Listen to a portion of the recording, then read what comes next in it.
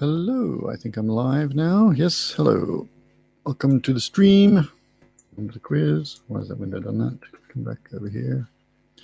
Hello, welcome to the quiz. As usual, if you are tuning in when it is no longer live, let me take off my stupid wristband. Have a look in the description. There will be a link to the timestamp where the quiz questions begin. But in the meantime, I'm going to do the usual 10 minutes of waffle while I spam the link around everywhere. Hello, first person to tune in. Copy the URL. Spam the URL around to the Facebook page and a few other places where I like to link it.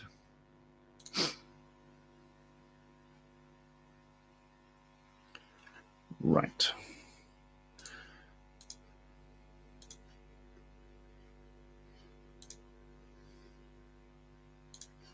Okay, Facebook is telling me all kinds of things I need to know. Right, where's the event gone? Where's the page gone? How do I post on the... where's the thing? Facebook does not make it easy to... Here we go. There we go. We're live.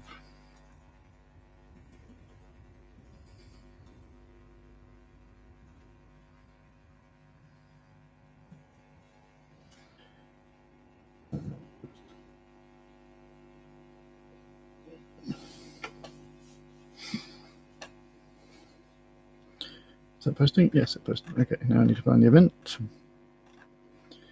Post on the event. Here it is.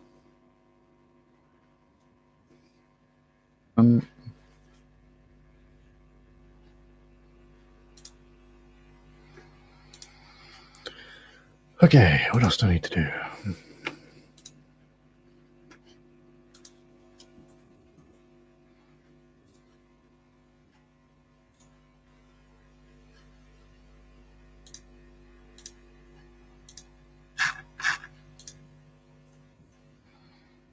Right, we'll be starting in about 7 minutes, about 35 past 7 ADST, whatever that is in your time zone.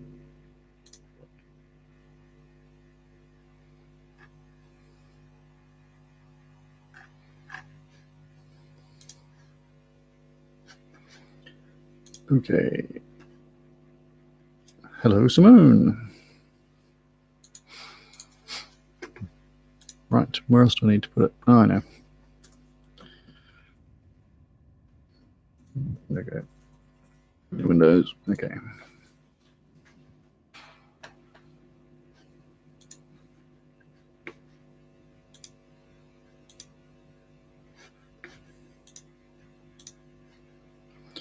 Right. Starting in about 6 minutes time. Feel free to go and grab a drink or some whatever in the meantime.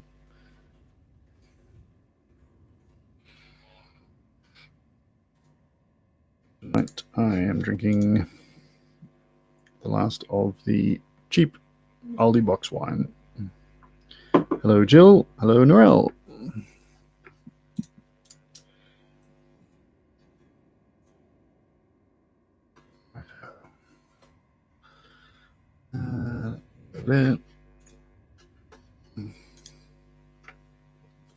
Questions. That's what I need. Need my questions document. Has Dropbox done its thing? Yes, it has. Okay.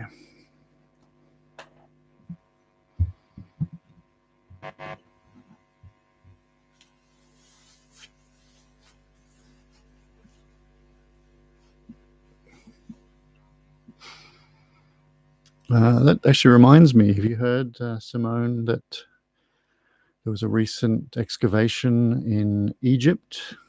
They found a mummy in a sarcophagus, but instead of being wrapped in the usual linen cloth, it was wrapped in a thin layer of chocolate with hazelnut. They're pretty excited. They think it might be Ferrero Rocher. Terrible joke. But anyway, Ferrero Rocher, one of my favorites.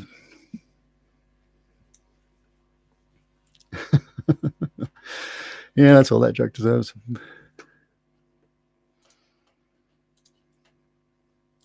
Ferrero Rocher. Okay, Facebook page is updated. This thing is updated. That's working. I always get my mum Ferrero Rocher at the end of the year for Christmas present. Get my dad Toblerone and my mum Ferrero Rocher. It's just one of those traditions that's appeared over the years. I may be rudely checking my phone occasionally tonight again because there is stuff going on at work which I should be peripherally aware of.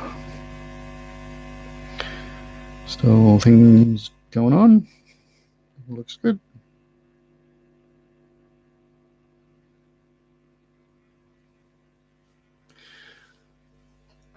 Good.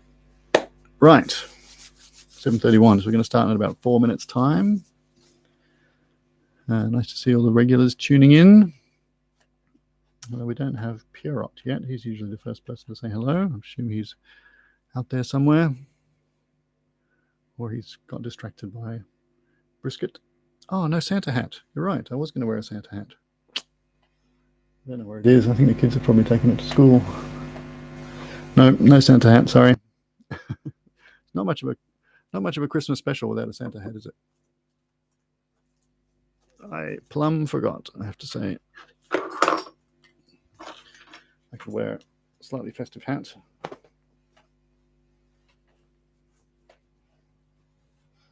Is that Christmassy? No, but it's a hat. I think you're wearing the cat head. Hello, cat head.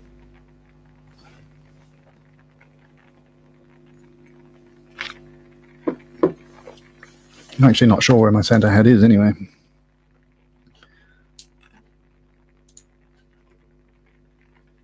Right. Everybody's tuning in. That's what I like to see. Hello, Peter. Actually, I'll put that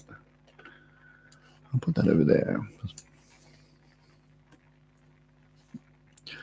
Okay, so as I mentioned on the previous episode, this week is going to be the last episode. The last regular episode. I might do future ones, but not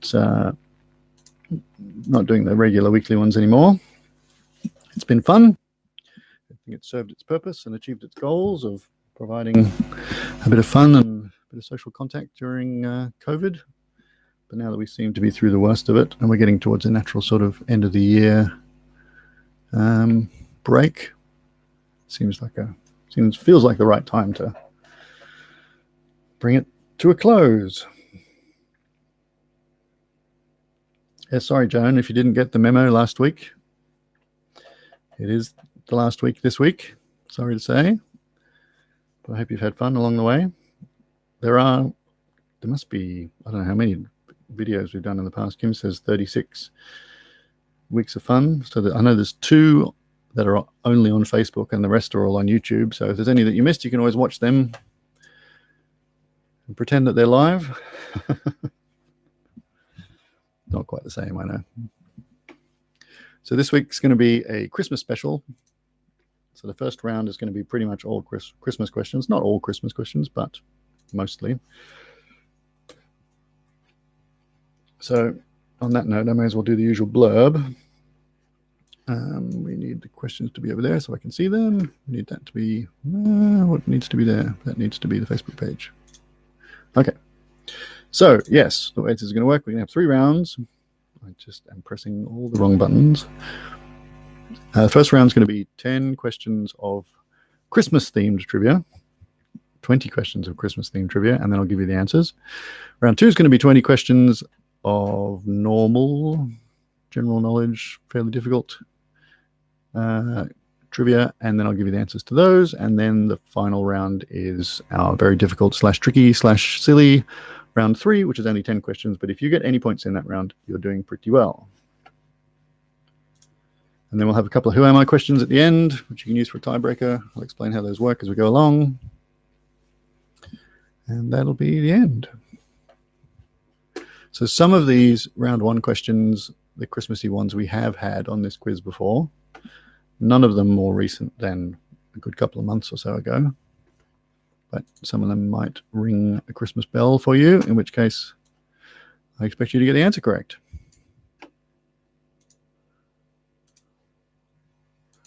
Let me make that the right size. There we go. Oh, don't like that font. Go away. Right. Oh, 7:36. It's time to get started. So round one, question one. Which 2003 Christmas-themed film sees Will Ferrell travel from the North Pole to New York to find his father and to learn how to live like a human?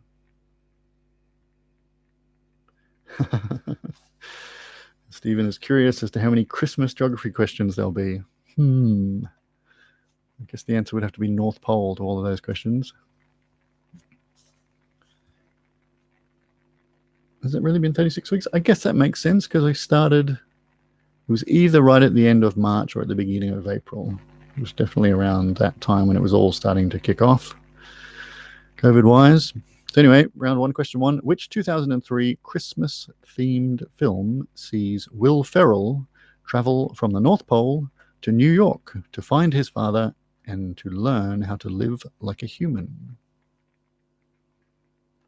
And he rediscovers the Christmas spirit and all that kind of stuff. Helps his father get off the naughty list, I think.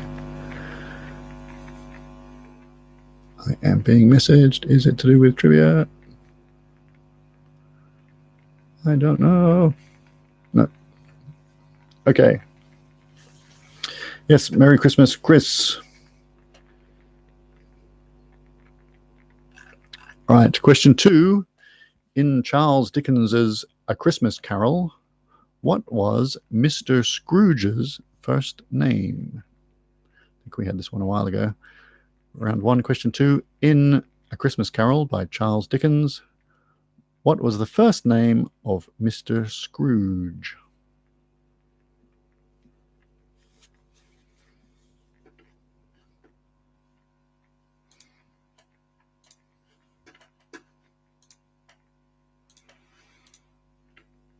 Question three. I think we're all regulars tonight, but in case we got some newbies, you don't need to type the answers into the quiz. You just keep track of the answers yourself, and at the end of each round, I give you the answers, and you can mark yourself and put your scores into the YouTube comments if you like.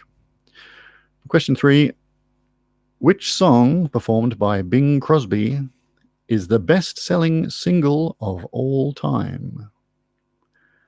Round one, question three. Which song performed by Bing Crosby is the best-selling single of all time?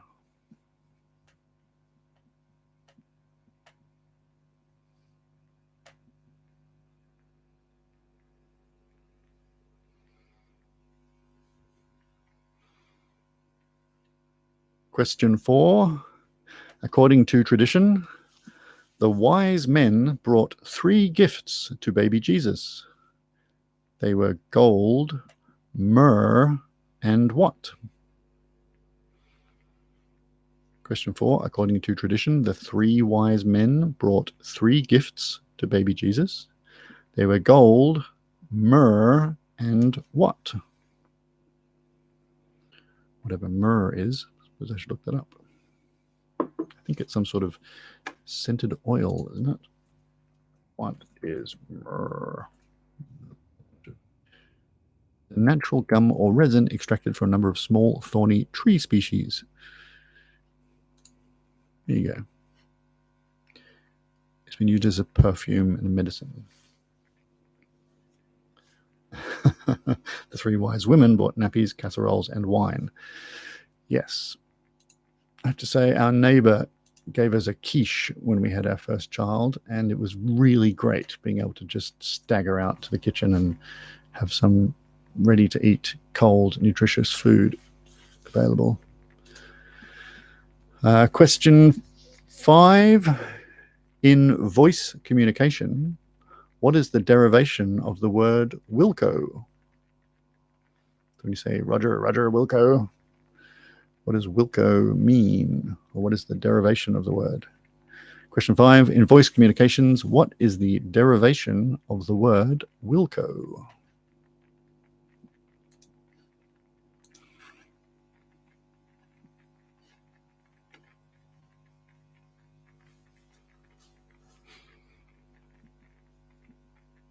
Question 6. Which Christmas-themed ballet premiered in St. Petersburg, Russia in 1892?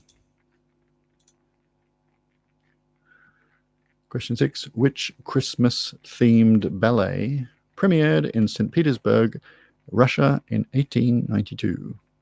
I've been to St. Petersburg. It is lovely. I was there right in the middle of summer, and they've got the whole, I don't think I've quite got the midnight sun, but certainly they've got, it's very light in the evenings, and the sunset goes on for hours and hours and hours. It's very lovely. It's a great canal city, St. Petersburg. I didn't realize. Pirate says, my grandma was born in St. Petersburg. Well, there you go. Question 7. According to the lyrics of the song, The 12 Days of Christmas, what gift was given on the 7th day? So we'll just have the main gift, not all the cumulative gifts that were also given, just the new gift that was added. Question 7. According to the lyrics of the song, The 12 Days of Christmas, what gift was given on the 7th day?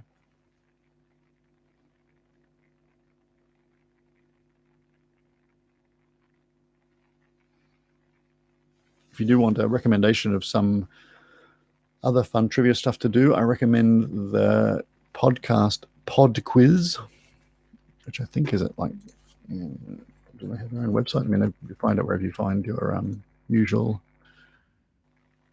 podcasts, but yeah, podquiz.com, podquiz.com, has been going for a very long time. It's run once a week. It's less questions than this, but it's more variety. He does like picture rounds and audio rounds and connections rounds. Are very clever. Looks like you can play them on the website. And the latest episode is PodQuiz 819. So it's been going for a very long time. So that'll keep you busy listening to all those back episodes. All right, question 8. What started at 8 p.m. local time on the 8th of the 8th, 2008? So question 8, what started at 8 p.m. local time on the 8th of the 8th, 2008?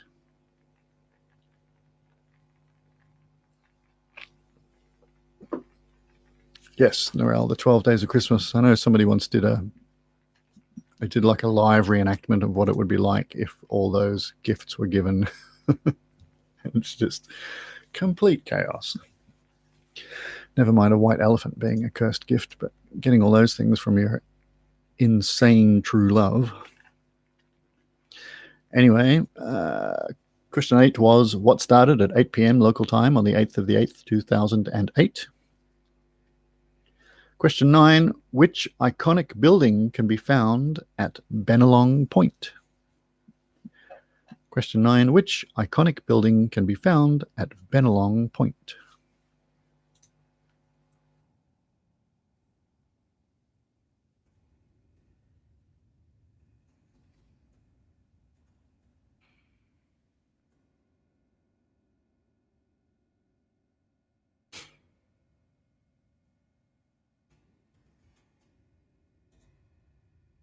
I scrolled down too far.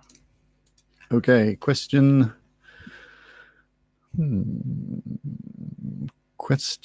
10, which I think is one of our Christmas repeats. Question 10, in the Christmas song Frosty the Snowman, which object brings Frosty to life? Question 10, in the Christmas song Frosty the Snowman, which object brings Frosty to life?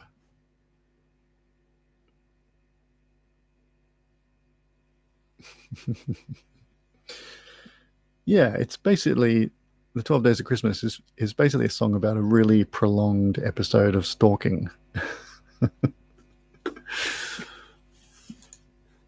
Where some insane person is sending you just completely unmanageable gifts that nobody would want.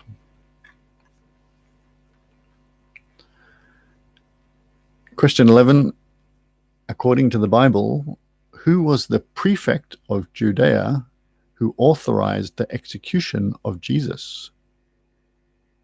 Okay, it's not quite Christmas. It's more Easter, but you know. Question 11. According to the Bible, who was the prefect of Judea who authorized the execution of Jesus?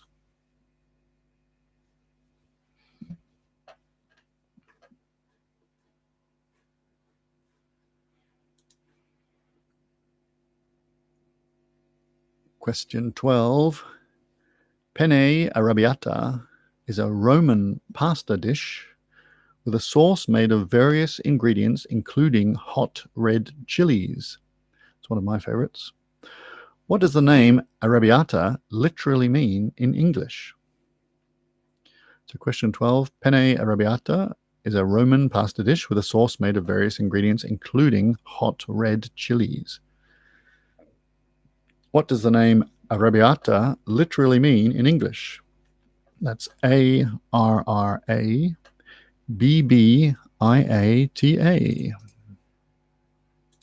Arrabbiata. What does it literally mean in English?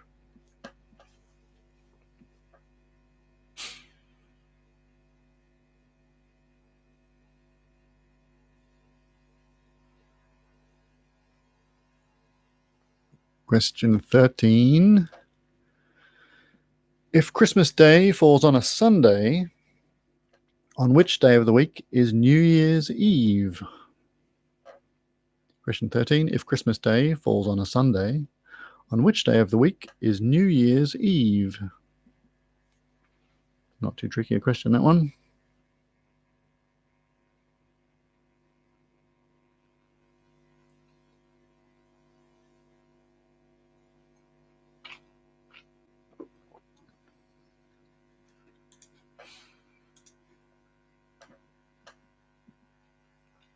Question 14. Every year since 1947, a Christmas tree has been donated to the people of Britain and placed in Trafalgar Square. Which country traditionally gives this tree? I think this is another one of our Christmas repeat questions, but I think this was from a long way back, this one. It's always a huge Christmas tree in Trafalgar Square. So question 14, every year since 1947, a Christmas tree has been donated to the people of Britain and is placed in Trafalgar Square. Which country traditionally gives this tree?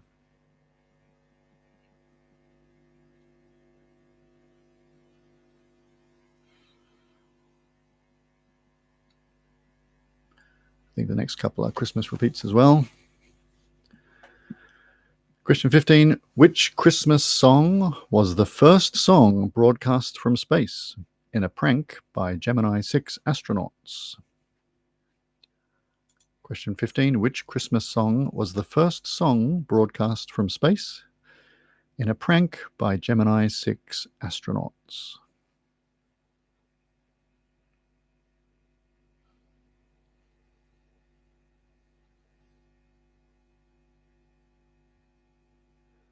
Question 16. Donald Trump had a cameo in which 1992 film set just before Christmas?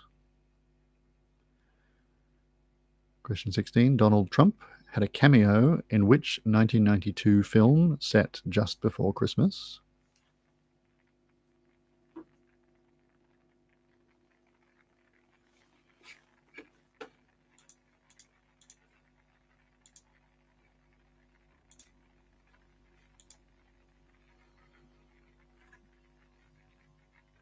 Question 17.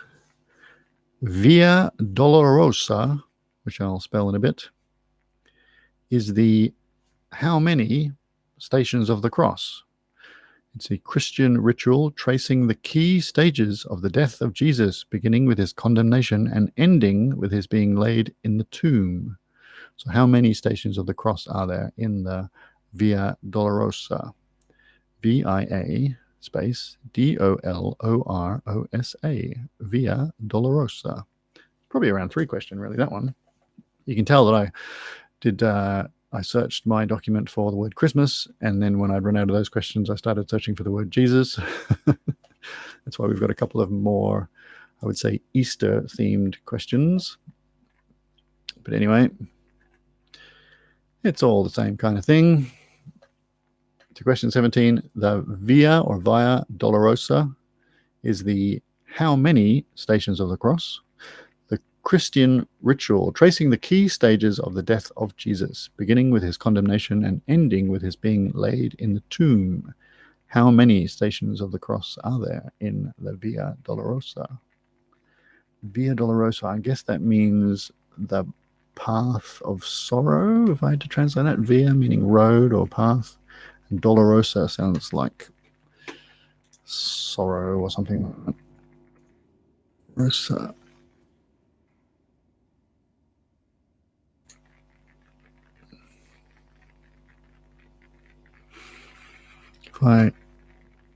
The sorrowful way is what it translates to.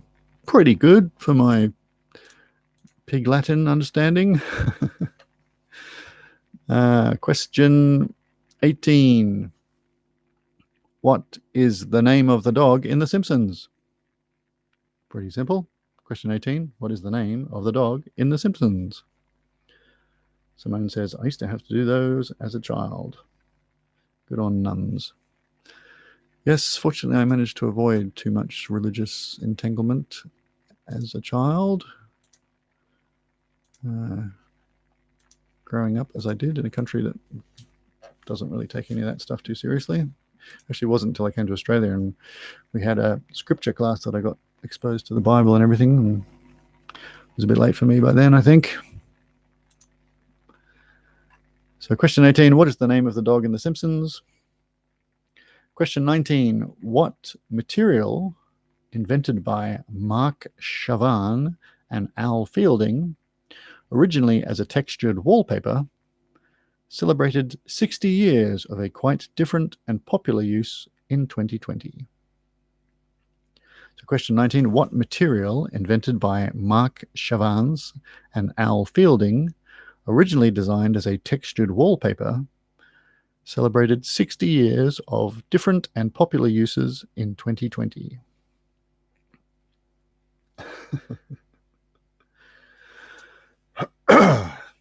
When I say material, yeah, I guess it's a material. But it's not exactly a fabric or anything.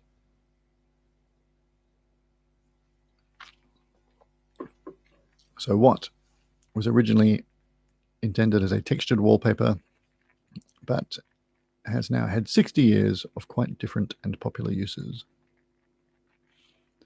And question 20, we've definitely had this one before, but it's Christmas.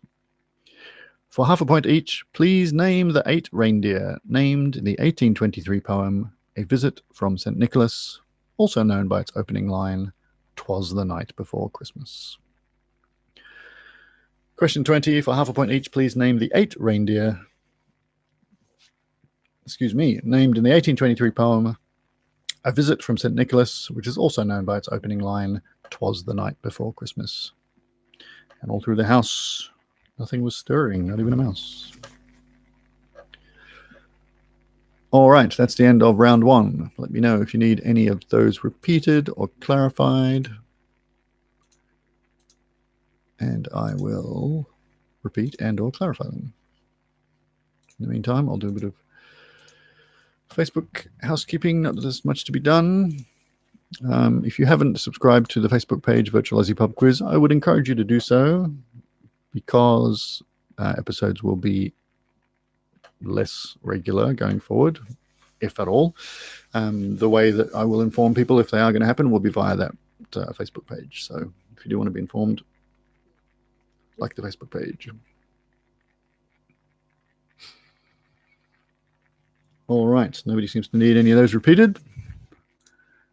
So I assume we're happy with them. I will start giving the answers.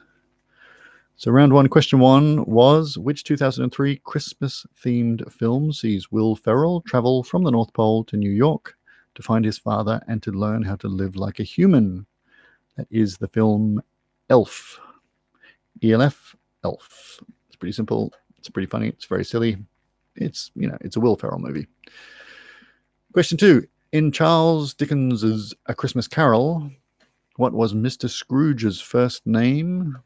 He was Ebenezer Scrooge. Question 3. Which song performed by Bing Crosby is the best-selling single of all time? Pretty easy one given the theme of this week. It is, of course, White Christmas. So the answer is White Christmas. It's by far the best-selling single of all time, even if you only count the Bing Crosby version. If you count all the other covers of it, yeah, it's way up there. Question 4. According to tradition, the wise men brought 3 gifts to baby Jesus. They were gold, myrrh, and what? Well, it's frankincense or just incense. So frankincense, I think, is what you traditionally say. Gold, frankincense, and myrrh. If you just said incense, that's fine. Question 5. In voice communication, what is the derivation of the word wilco? It's a contraction of the words will comply. So you say, like you say Roger to say you understand, and Wilco to say I will comply with those instructions. Question 6. Which Christmas-themed ballet premiered in St. Petersburg, Russia in 1892? That is The Nutcracker. The Nutcracker is a Christmas-themed ballet. Question 7. According to the lyrics of the song The 12 Days of Christmas, what insane gift was given on the 7th day? It was 7 swans a-swimming. Just what you want. 7 swans? Where am I going to put them? Question 8. What started at 8 p.m. local time on the 8th of the 8th, 2008? Well, if you think about where the number 8 is considered fortuitous, you try to say China, and it is the Beijing Olympics. Started at the 8th of the 8th at 8 p.m. 2008. For question 8, it's the Beijing Olympics. Question 9, which iconic building can be found at Bennelong Point? That is, of course, the Sydney Opera House. Question 10, in the Christmas song Frosty the Snowman, which object brings Frosty to life? We did have this one before. Did you remember what it was? The line is, it must have been some magic in that old silk hat they found, for when they placed it on his head, he began to dance around. So the answer is an old silk hat. If he said hat, that's fine. Question 11. According to the Bible, who was the prefect of Judea who authorized the execution of Jesus? That was Pontius Pilate. P-O-N-T-I-U-S. Pontius. Surname Pilate. P-I-L-A-T-E. I think actually Pontius is one of those is rank. Anyway. One's rank, one's name. Maybe, don't know. Anyway, history remembers him as Pontius Pilate. Question 12. Penne arrabbiata is a Roman pasta dish, etc. Hot chilies. It's delicious. One of my favorites. But what does arrabbiata literally mean in English? It means angry.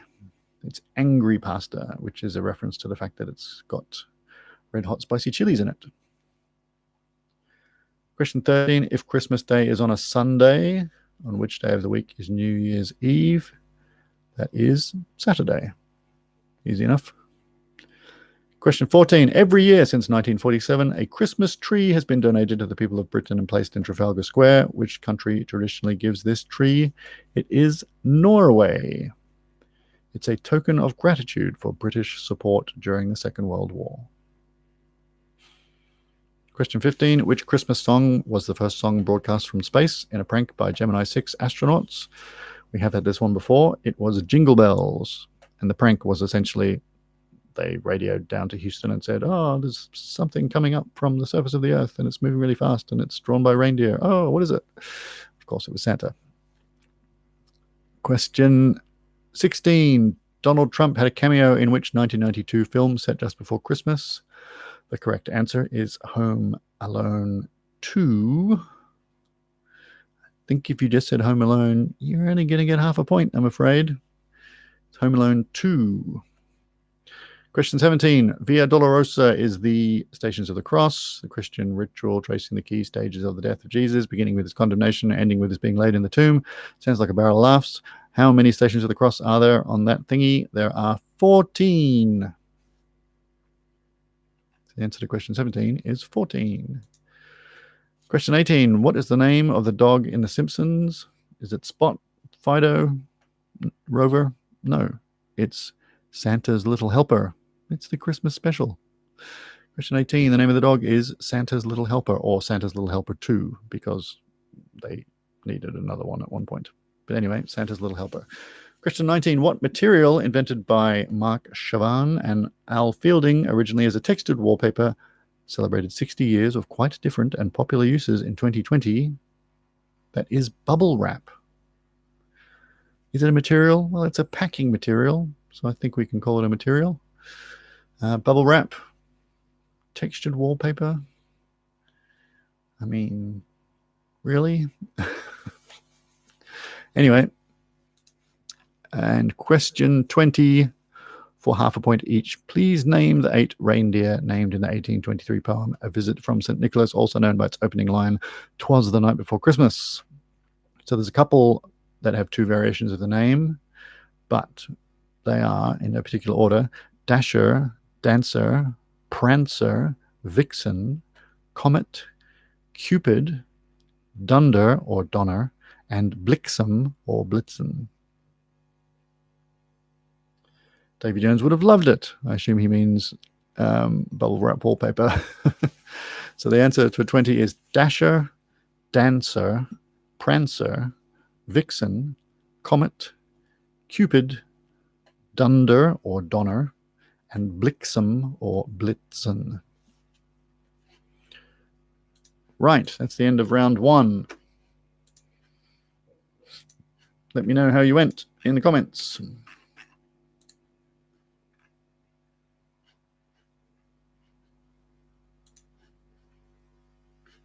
Kim got 17. Peter got 18. Pierrot got 6. Not too bad. David got 15. Jill, Joan, and Chris got 20, which sounds pretty good, except there were 4 bonus points in the last question. I mean, 20 is still pretty good, don't get me wrong, but it sounds like a perfect round when it isn't. Pierrot says he's got 6 points because that's the start of his 666 run on Christmas. Fine. I'll be very impressed if you get 6 points in round 3, Pierrot. Carmen, 16.5. Simone, 18.5. Norel, 19. Stephen, 16. Okay, so round 2 is not Christmas themed, and I'm pretty sure it's all new questions. I hope. Shouldn't be any repeats. Okay. So we'll get started with round 2. Question 1. In geology, the 3 main kinds of rock are igneous, sedimentary, and what? Round 2, question 1. In geology, the 3 main kinds of rock are igneous, sedimentary, and what?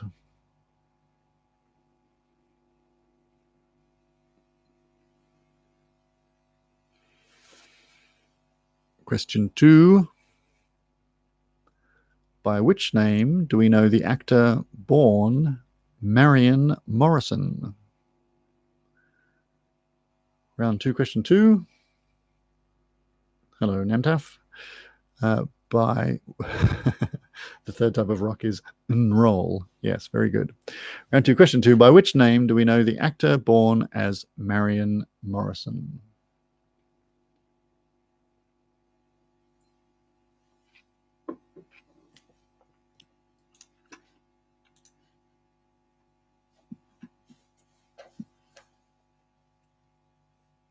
Question 3.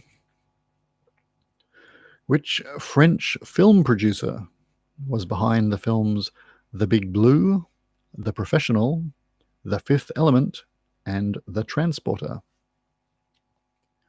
Question 3. Which French film producer was behind the films The Big Blue, The Professional, The Fifth Element, and The Transporter? The person obviously likes films that begin with the word the, or maybe that's just to do with translating them from French, maybe? Don't know. Anyway, one of my favorite directors.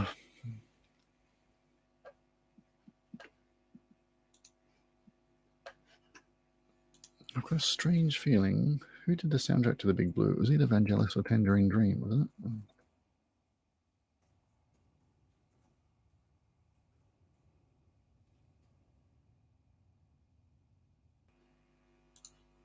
Nope. By Eric Serra. Okay. Nope. Totally wrong.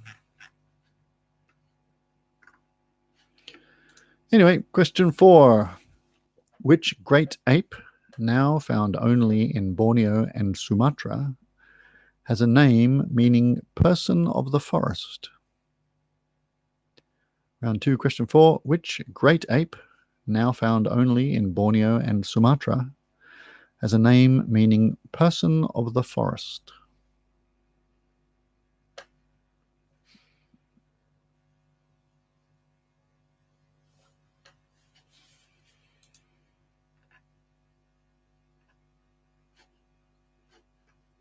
Question 5. Which event on New Year's Day 2002 required the printing of 6 billion notes and the minting of 40 billion coins?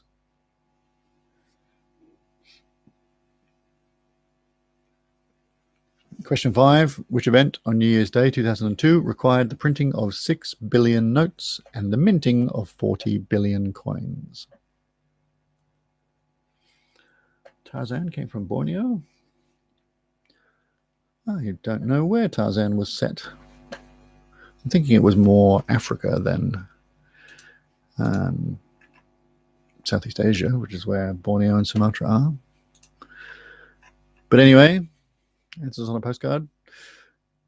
Who wrote Tarzan? Edgar Rice Burroughs, was it? Anyway, question 6. Which drinking spirit is derived from herbs, including the flowers and leaves of the wormwood plant? Question 6. Which drinking spirit is derived from herbs, including the flowers and leaves of the wormwood plant? I don't know if it's exact. I think it's derived from some starchy thing, like all spirits are. I think it's flavored with flowers and leaves of the wormwood plant, among other things. But anyway, I'm sure you know the answer. Which spirit famously has wormwood in it is essentially the question.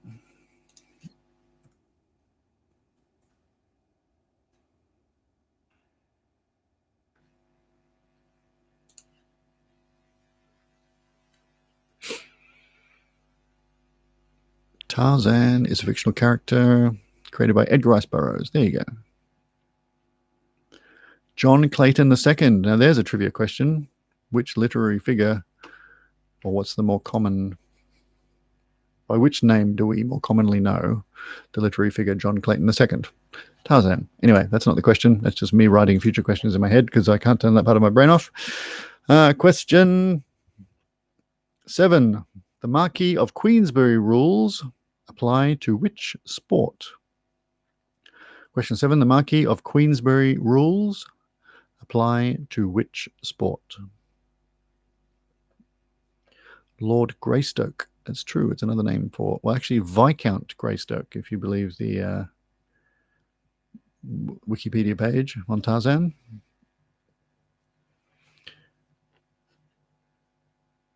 The film version of Tarzan as the noble savage, me Tarzan, you Jane, as acted by Johnny Weissmuller, does not reflect the original character in the novels, who is gracious and highly sophisticated.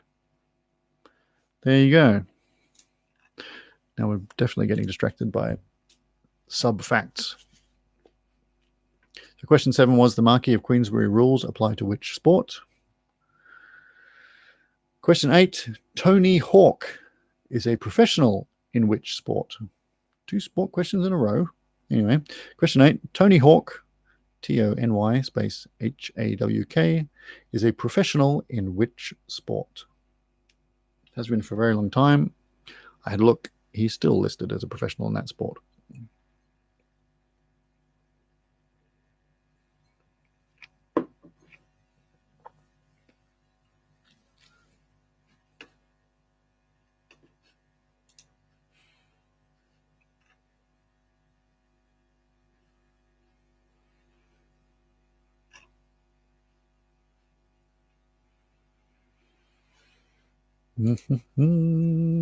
Question Question 9. Which is the largest county in England? Question 9. Which is the largest county in England?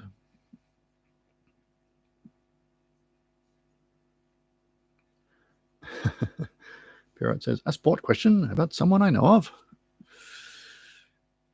And Norell points out that educational distractions are always good. They are. You can really spend a lot of time learning quite a lot of stuff in Wikipedia. I was actually trying to dig further into that because I know Edgar Rice Burroughs. I'm pretty sure, wasn't he the father of one of the beat novelists? Or was it Edgar Rice Burroughs who was the beat novelist?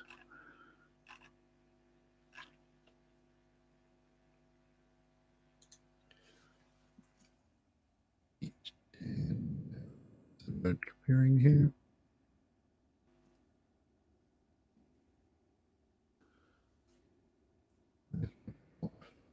There. Anyway.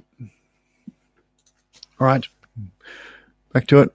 Question 9, which is the largest county in England? Question 10, whose gravestone features the epitaph, free at last, thank God Almighty, I'm free at last.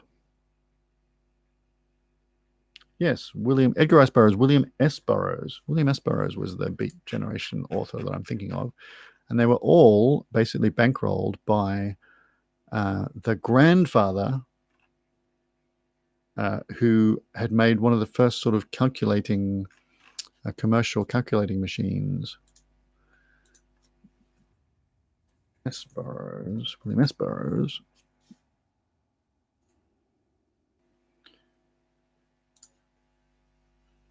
S. Burroughs was an American writer and visual artist, a primary figure of the Beat Generation. Yes, thank you, Simone. That's who I was thinking of. Hung out in San Francisco with Allen Ginsberg and Jack Kerouac. Anyway, question 10 was, whose gravestone features the epitaph, free at last, great, thank God Almighty, I'm free at last. It's very hard to not say that in an impersonation of the person. But whose gravestone features that epitaph? Question 11, who was accompanied by the Argonauts on his quest for the Golden Fleece?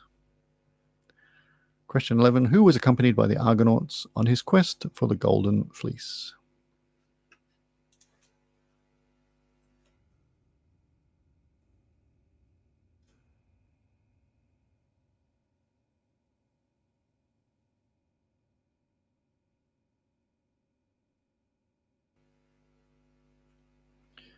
Yes, it was William S. Burroughs who shot his wife in the head during a drunken William Tell reenactment, which is a trivia question I've asked before, I'm pretty sure, on this quiz.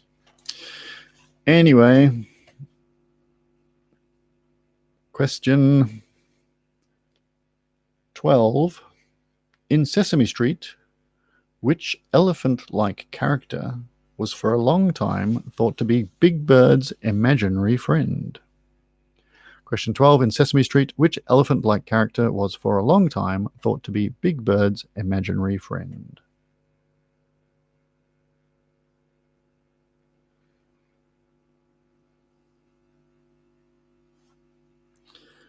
Right, you're going down a particularly deep pop culture reference there, Namtaf, that I vaguely remember playing Space Marines as an RPG in high school. Yes, good. Question 12. In Sesame Street, which elephant-like character was thought for a long time to be Big Bird's imaginary friend? Question 13. What is the SI unit of power? Question 13. What is the SI unit of power? SI is Système International. It's essentially the metric system. It's basically the standard for all kinds of units. But we want to know, what is the SI unit of power?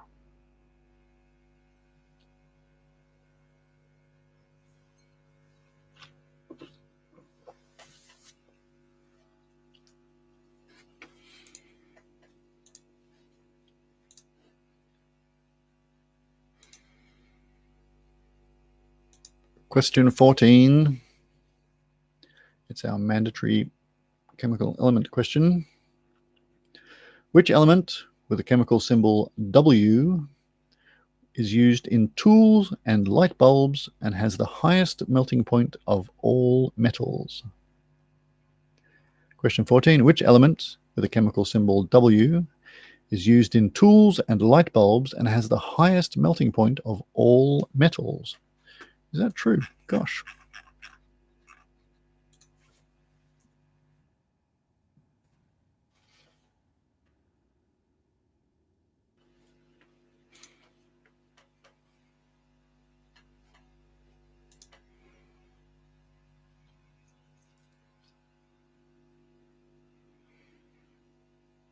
It has the highest melting point of all the elements discovered. There you go. 3,422 degrees Celsius. Cracky. Okay, question 15. In the game of checkers, or drafts, a piece cannot move backwards until it has been what? Question 15. In the game of checkers, or drafts, a piece cannot move backwards until it has been what?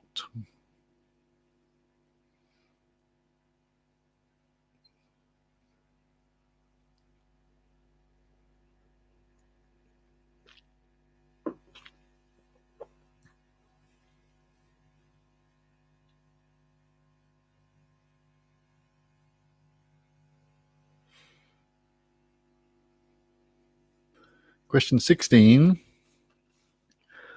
What name did the Western world give to the event that the Russians called the Caribbean Crisis and the Cubans called the October Crisis?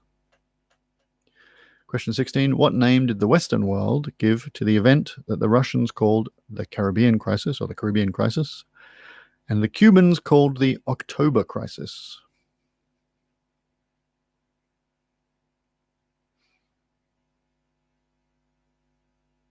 Yes, that is strictly true, Davey, but just having moved the piece forward does not mean that it can then move backwards. So that would not be a correct answer to the question.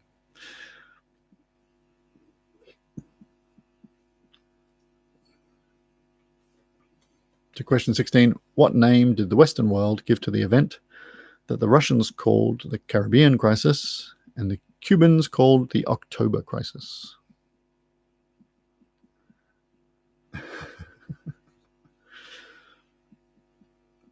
Question 17. Which country has the first recorded use of pasta? Question 17. Which country has the first recorded use of pasta? And I'm going to say pasta as a substance rather than as something with the actual name pasta.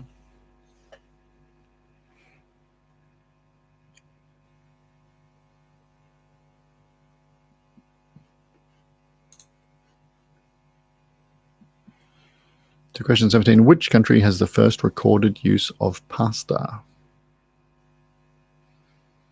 Or local equivalent.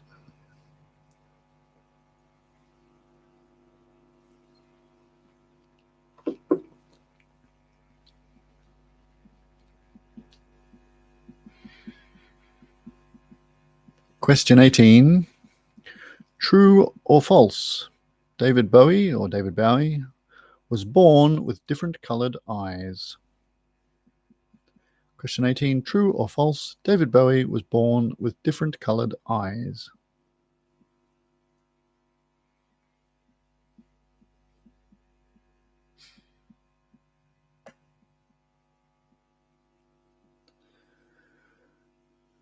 Question 19.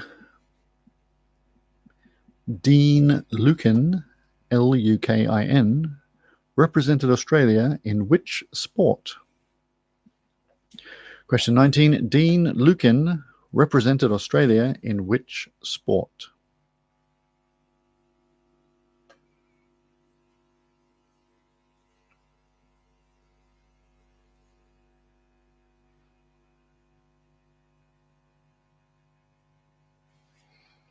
Could maybe do a hint on that one, but I think it would give it away. So, no hint. Haven't had many bonus points tonight, I have to say. And question 20, Dr. Rob Morrison and Dr. Dean Hutton were the hosts of which Australian children's science education show, which ran between 1972 and 1990 and has seen a revival on YouTube? Question 20, Dr. Rob Morrison and Dr. Dean Hutton were the hosts of which Australian children's science education show, which ran between 1972 and 1990 and has seen a revival on YouTube? What's the name of the show? That brings us to the end of round 2. Let me know if you need any questions repeated or clarified. I'm very slowly drinking the last of my cheap Aldi wine.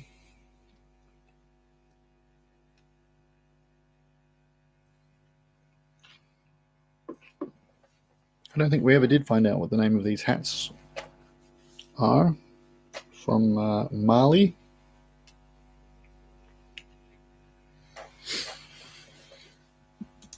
Anyway. All right, nobody needs any of those repeated. Sounds like my microphone is behaving itself tonight, which is good.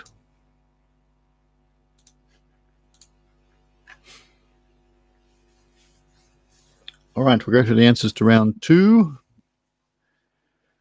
Question 1. In geology, the 3 main kinds of rock are igneous, sedimentary, and what?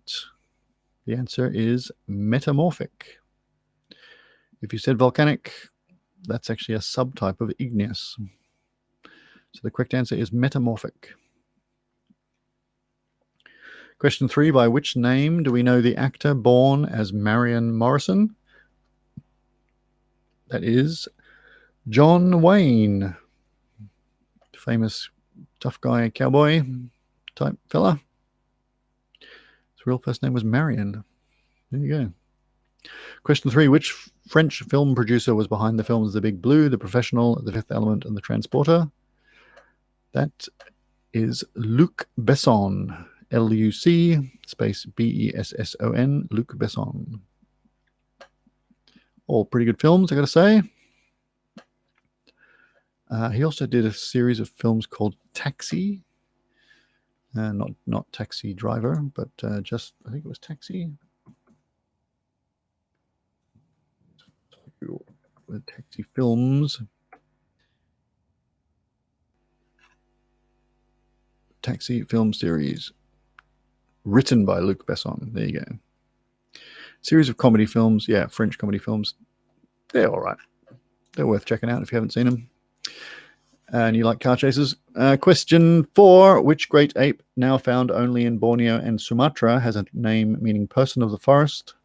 That is the orang-utan. The orangutan. I think orang is forest and utan is person. Might be the other way around. Orang is person, utan is forest. Anyway, orangutan in Malay means person of the forest.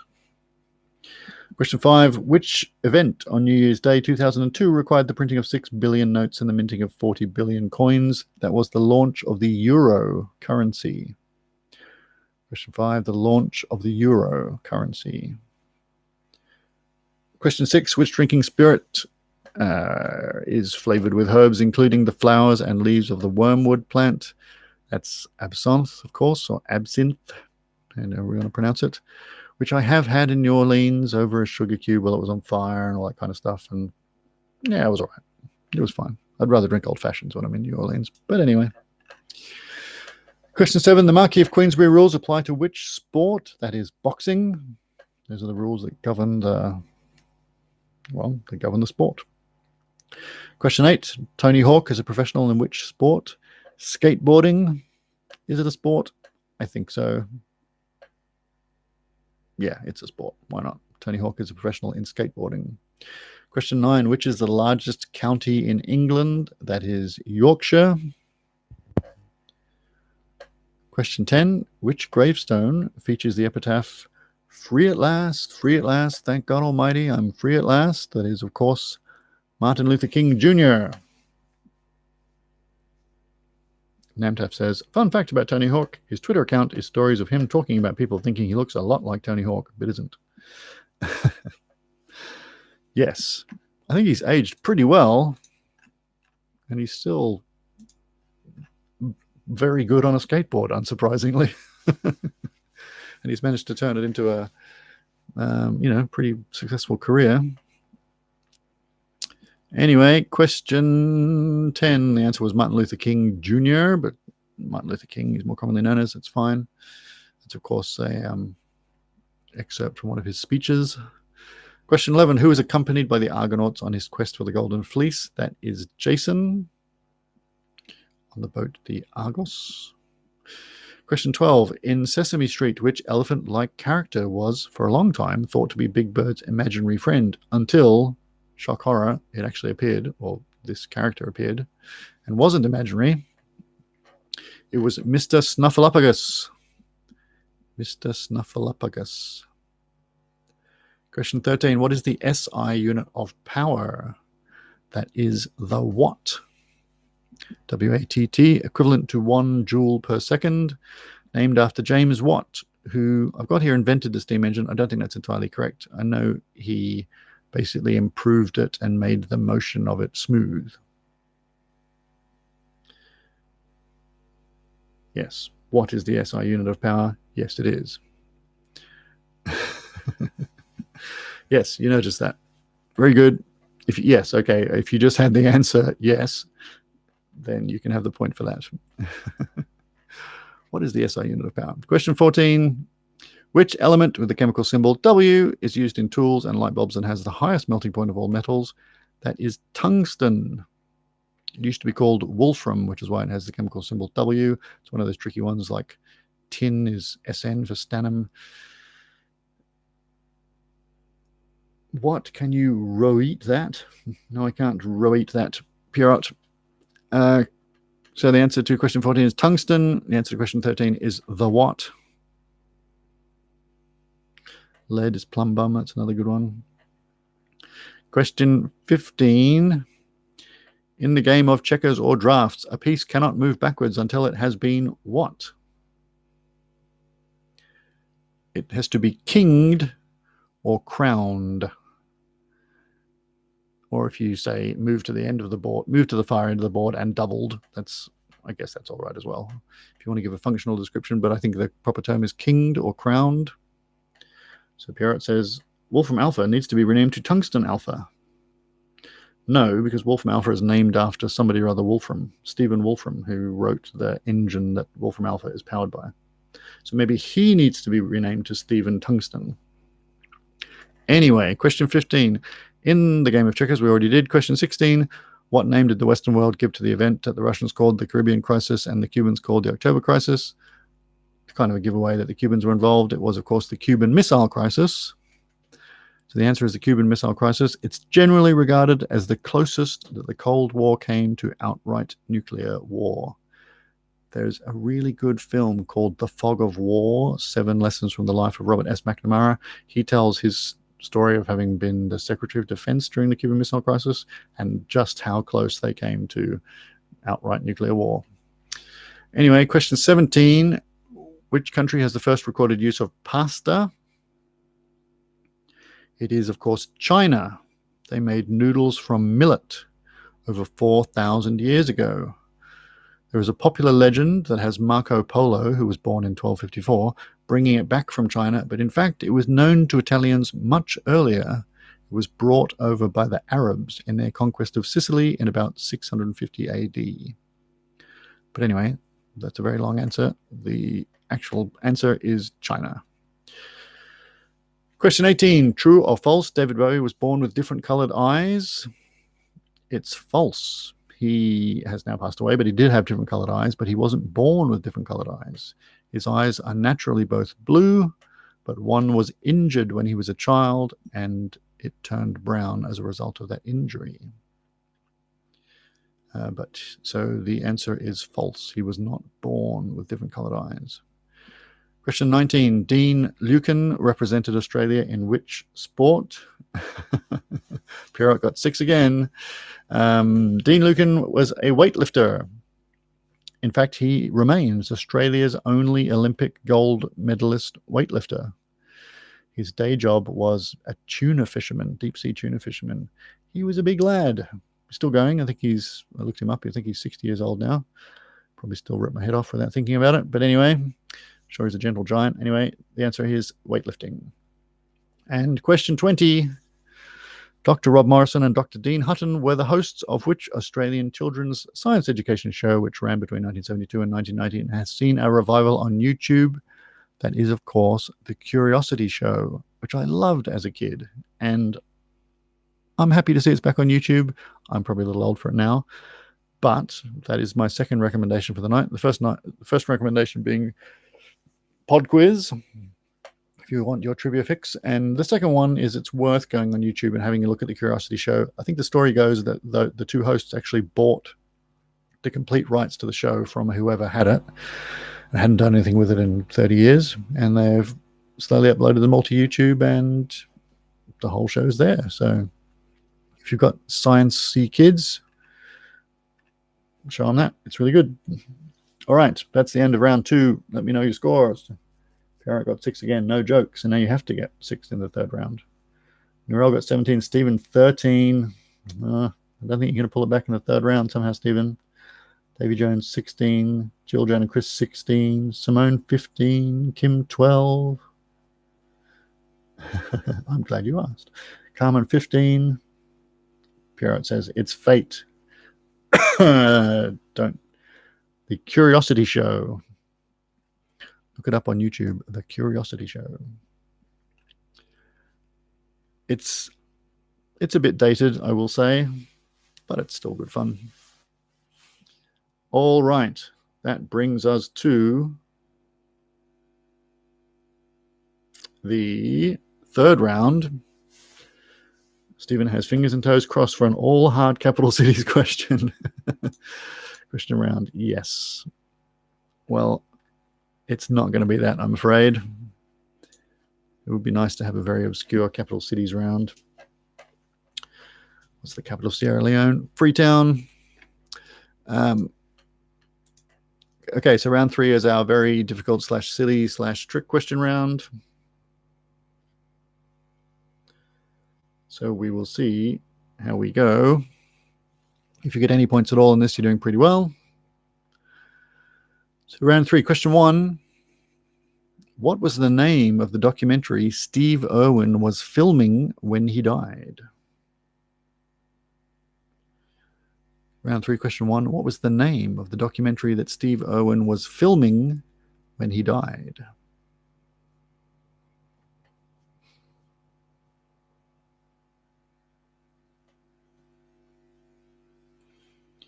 Question 2.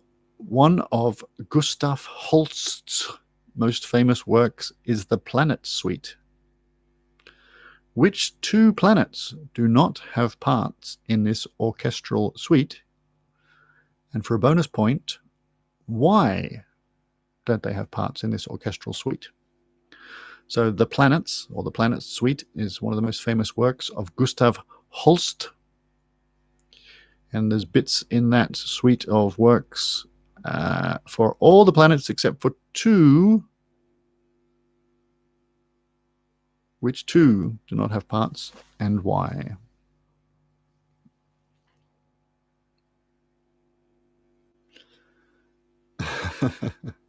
And now that I think about that question maybe hasn't dated all that well, and there's going to be some shouting. But anyway, it's round 3.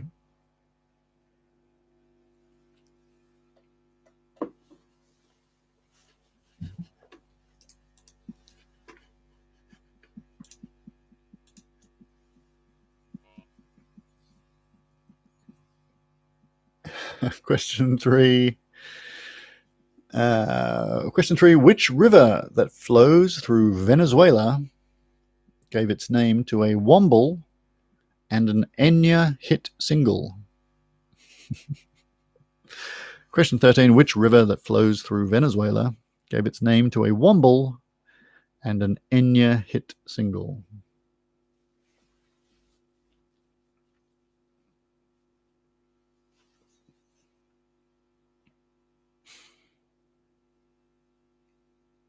Question 4. Due to inaccurate early measurements, the names of Mount Kosciuszko or Mount Kosciuszko and which nearby peak were officially swapped in 1910? So, due to inaccurate early measurements, the name of Mount Kosciuszko and which nearby peak were officially swapped in 1910?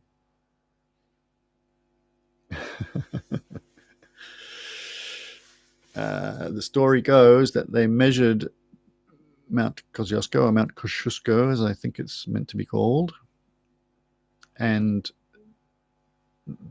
they made all the books saying, yes, that mountain there is the tallest mountain in Australia. Everyone's very happy. And then they realized they'd slightly mismeasured, and the one next to it was actually slightly taller.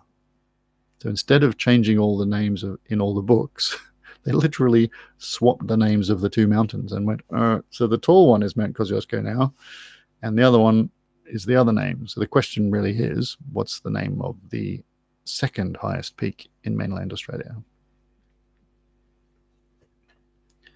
Stephen would like geography questions that I don't know the answer to. That's a very specific round 3. This one might be, I mean, this is a geography question, I've got to say. What's the second highest mountain in Australia? That sounds like a very Aussie solution. Yeah, come on, mate. We're not going to reprint all those books. Just swap the mountains. No one will know. They look the same. Fair enough. Question 5. It is well known that Winston Churchill had 2 separate terms of Prime Minister as Prime Minister of the UK. However, who was Prime Minister for the 6 years between Churchill's terms? Round 3 question. I like it. Question 5. It is well known that Winston Churchill had 2 separate terms as Prime Minister of the UK. However, who was Prime Minister for the 6 years between Churchill's terms? He hasn't a clue about the mountain. It's a geography question. It's a flipping mountain. It's an Australian mountain. I can't help you.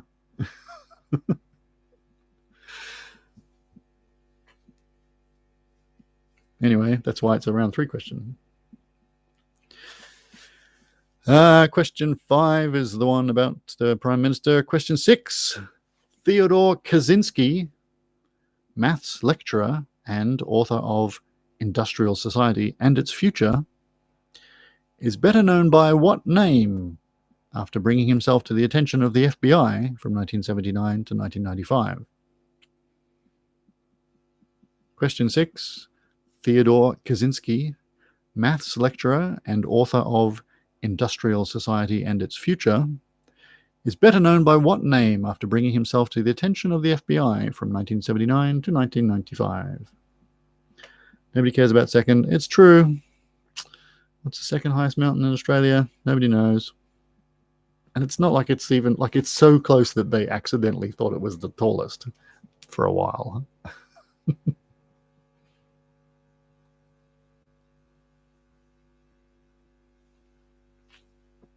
Question 7. Why does every Liverpool Football Club player have the number 96 somewhere on their uniform? Question 7. Why does every Liverpool Football Club player have the number 96 somewhere on their uniform? Sports questions.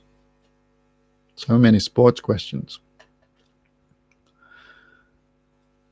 Question 8. Which of Aesop's fables is about pretending not to like something because you know you can't have it? Question 8. Which of Aesop's fables is about pretending not to like something because you know you can't have it?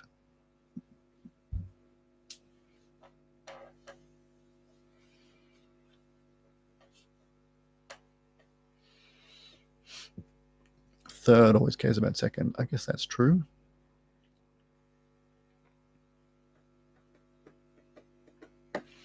Question 9. Marie Curie named the first element that she discovered after her native country. What is this element? Question 9. Marie Curie named the first chemical element that she discovered after her native country. What is this element?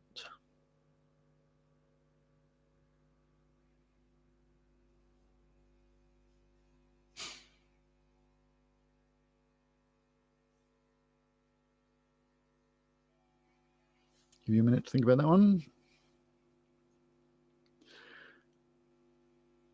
And question 10. These names are all different types of what?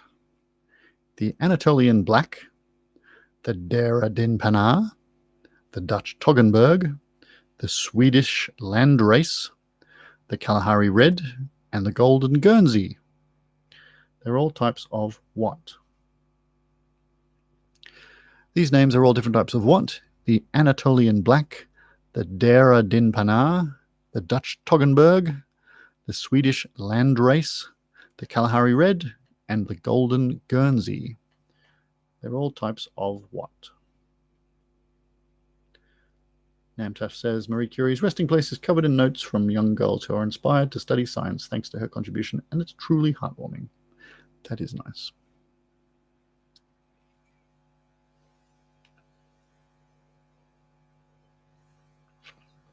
I'm not going to make the joke about heartwarming given she died of radiation poisoning. That would put a damper on things. Kim got 6, or she's asking for number 6 to be repeated because I haven't done the scores yet. If you'd like any of those repeated, let me know. Kim would like 6 repeated. Theodore Kaczynski. This is question 6. Theodore Kaczynski, maths lecturer and author of Industrial Society and Its Future, is better known by what name after bringing himself to the attention of the FBI from 1979 to 1995? Pierrot's going to pull it out of the bag and get 6 in this round. I'll be very impressed.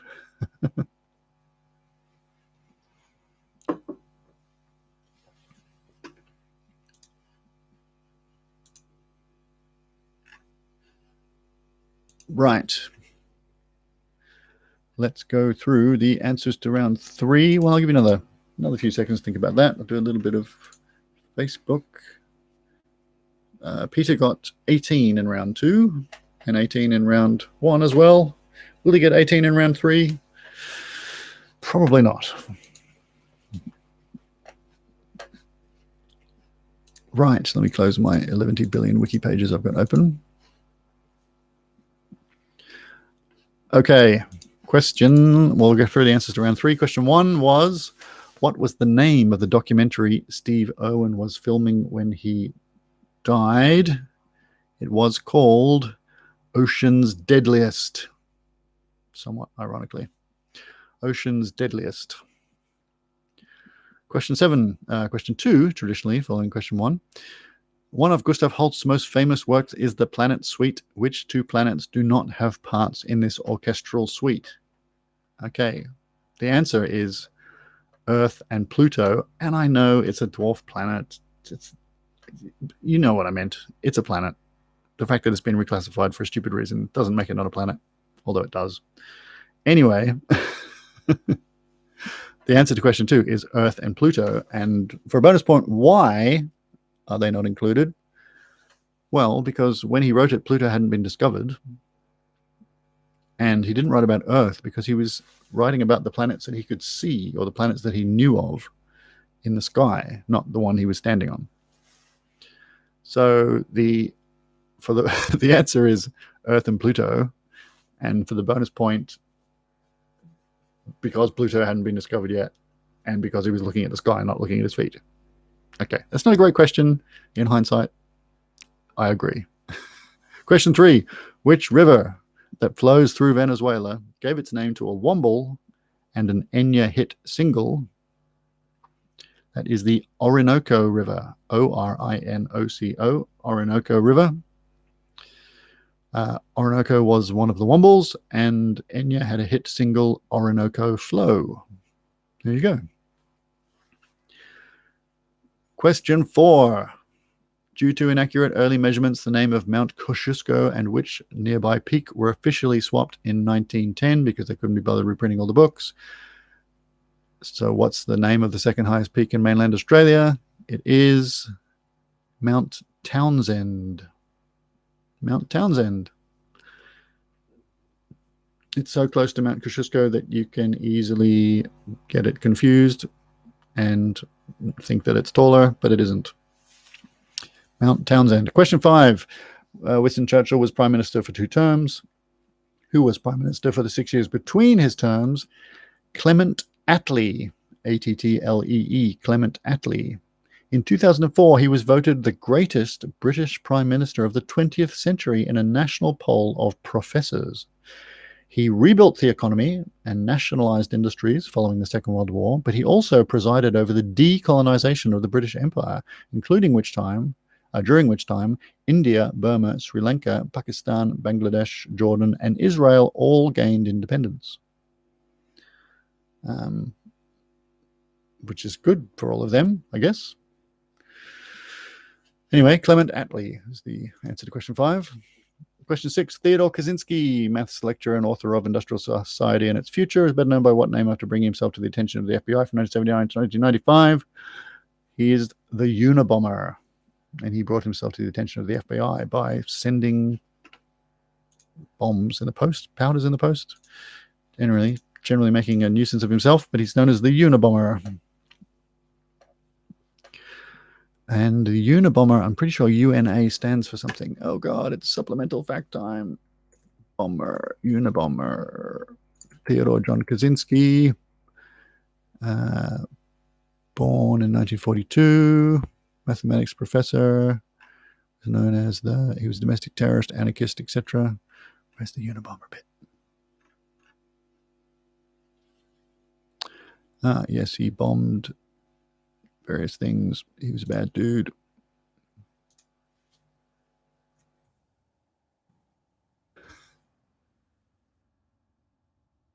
I can't find the bit why he's known as the Unabomber.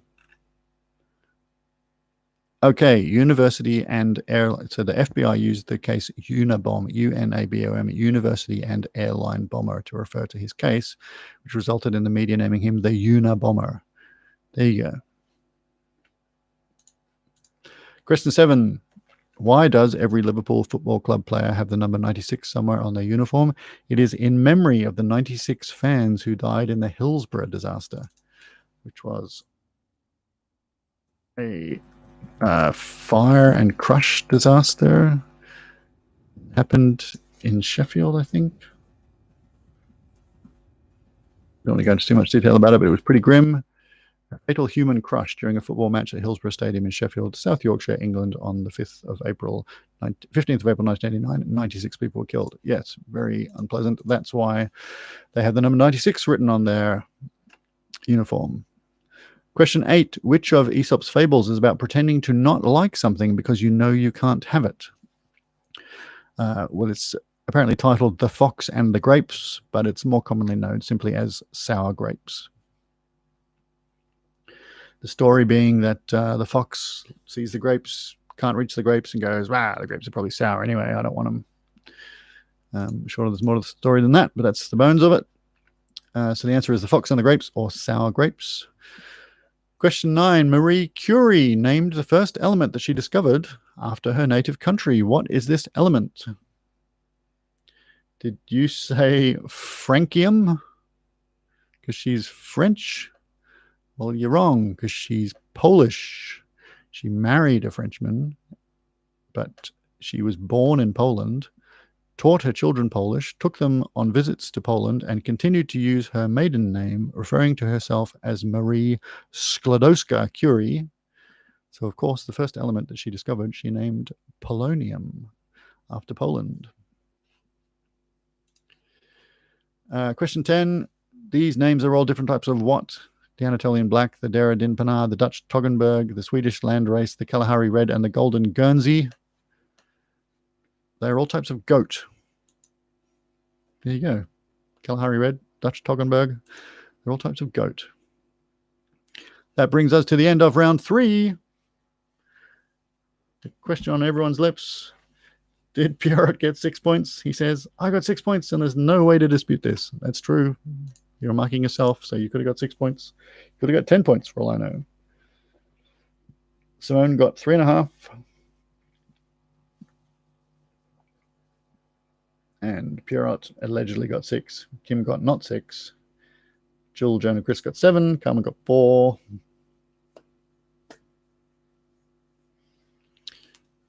And Peter got 2. Well, that's round 3 for you. Davey got 6. Narelle 4. Stephen 3. It's a drubbing from Narelle. She's beat him in every round tonight. Ah, well. All right. So now we'll move on to our Who Am I's. Explain how this works. You can use it as a tiebreaker if you like, if you happen to be in a tiebreaker situation, or if you're not, you can just have a crack at it. Peter has corrected his score to 3, not 2. Fair enough. Yes, so I'm going to read out facts about a person, place, thing, whatever. And if you think you know the answer as I go along, you can have a crack at it. You can even put it in the YouTube comments if you like. If you get it right, you win the tiebreaker. If you get it wrong, you lose the tiebreaker. So you want to be quick, but you need to be correct. Sorry, I got distracted. Peter said 2, sorry, 3. I ran out of fingers counting. I'm assuming you're a fireworks salesman, and that's why you only have 2 fingers. Question, yes. So the first question is going to be the official tiebreaker, and then the second one is just a bit of fun. Right. So here we go with the first Who Am I question. Feel free to have a crack at it in the YouTube comments if you like, or on the Facebook page. Who am I? I was born in Aberdeen, Scotland on Christmas Day in 1954. That's why this one came up when I was searching. I was born in Aberdeen, Scotland on Christmas Day in 1954. I won a place at the Royal Academy of Music in London, where I studied the flute, piano, and harpsichord for 3 years. I lived on a student grant and worked part-time jobs for extra money, but was very unhappy during this time, and I spent a lot of time wondering about what other directions I should be going in. I played the flute in a band called Dragon's Playground before becoming lead singer for the Tourists. In the 1980s, I teamed up with another artist to form the synth-pop duo for which I am probably most well known. We released a long line of singles, including several #1 hits, and we toured extensively. After 1990, I began focusing on my solo career with a #1 album in 1992. In 2014, I released my 6th solo album, which reached #1 on the US jazz charts. I have been extensively involved in charity and humanitarian work, political activism, and women's rights. Perhaps best known for partnering Dave Stewart in the synth-pop duo Eurythmics, as well as my extensive solo work, I am, of course, Annie Lennox. And I think Jill got that one first, closely followed by Simone, and sometime behind that, Peter. Though I don't know what the different lag on the different systems is.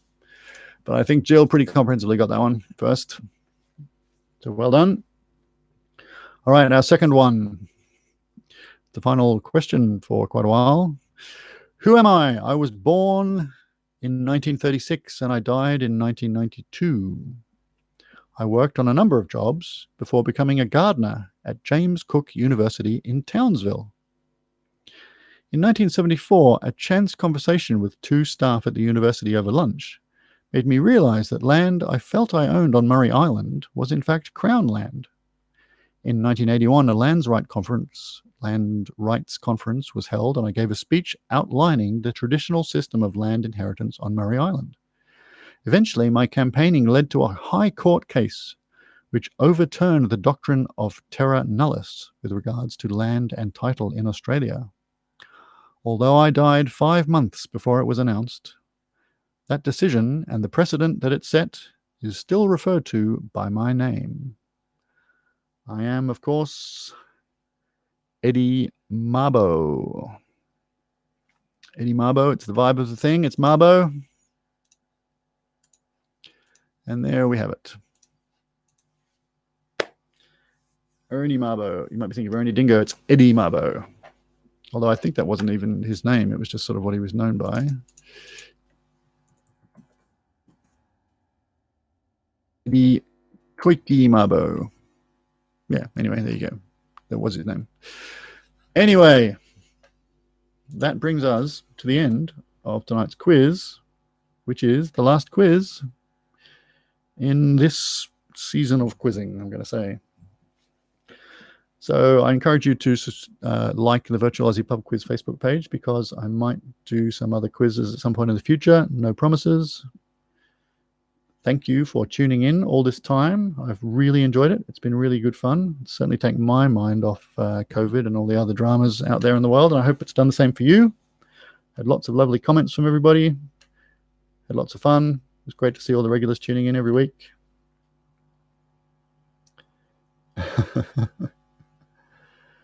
All right. So Merry Christmas to you all. Thank you, Narelle. It's very kind of you to say. Thank you, Kim. Thank you, Joan and Davey and everybody. It's been great fun, and I hope to see you around. Stay safe. Have fun. Have a great Christmas. And the silly banter is all part of the fun, Narelle. All right. I hope I thanked everybody. Thank you, Carmen. Thank you, Chris. Thank you, Davey. Thank you, Pierrot. Okay, take care, everyone. See you around. Bye.